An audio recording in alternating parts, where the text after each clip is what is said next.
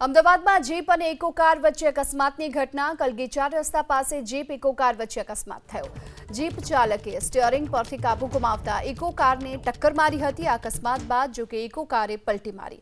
જીપમાં 4 યુવકો સવાર હોવાનો પ્રત્યક્ષદર્શીઓએ દાવો કર્યો છે. આ અકસ્માતમાં ઇકોમાં સવાર એક મહિલા અને એક પુરુષને ઈજા પહોંચી.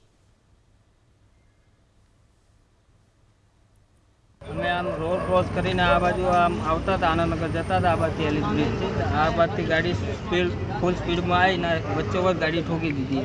બધા પીધેલા જેવી જ લાગતા હતા બધા. ને જે ગાડીમાં બેઠા હતા એ તમને તમારા સંબંધી હતા કે શું હતા? સંબંધી બધા મારા ભત્રીજા થાય. ભત્રીજા. ને ઈજા કેવી પહોંચી છે? ઈજામાં 2 જણને વધારે વાગેલું છે. કમરમાં એક જણને તો એમનો જ લઈ ગયા છે. હવે જોઈએ શું થાય દવાખાનામાં. તપાસવાળા આવ્યા હતા તો 1 જણ આવ્યા હતા કોન્સ્ટેબલ. એ પેલા બધાને એક ગાડીમાં લઈને ગયા છે. હજુ કોઈ પતો કોઈ છે નહીં. બીજી ગાડી આવી નહીં.